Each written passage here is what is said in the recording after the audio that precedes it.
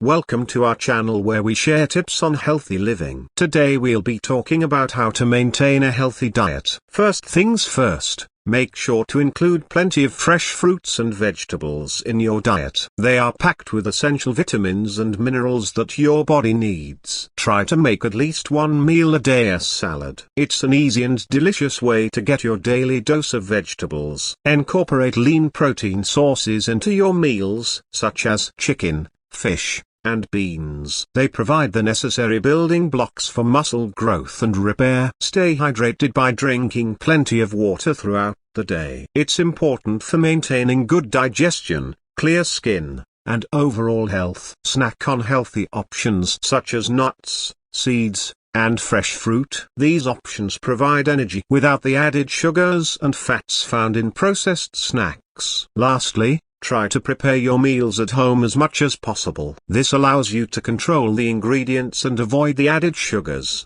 fats, and preservatives found in many processed foods. Remember, maintaining a healthy diet is all about balance and making small, sustainable changes to your eating habits. Thanks for watching, and we'll see you in the next video.